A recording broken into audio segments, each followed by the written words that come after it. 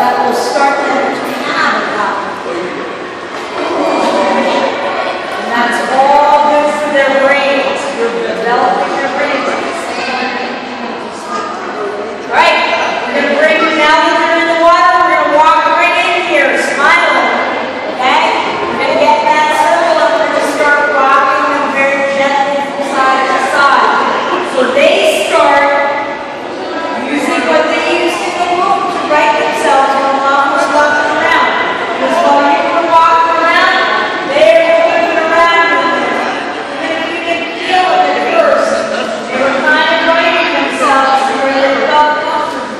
And they know how to move their feet and arms to make themselves level in the water. They should not primordial, which is also very good.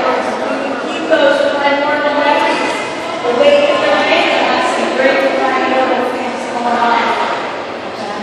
And that will also help them to develop sensory and cognitive memory. Very short term at this age, so we have to keep repeating.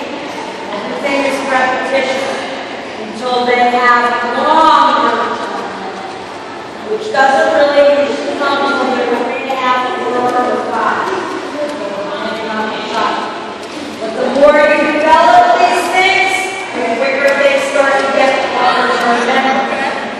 Short-term memory turns into long-term memory. You keep working. So you're developing on. Be very keen on watching what their process is, because you're going to know when they start to have short-term memory. Because they're going to look at you like, I know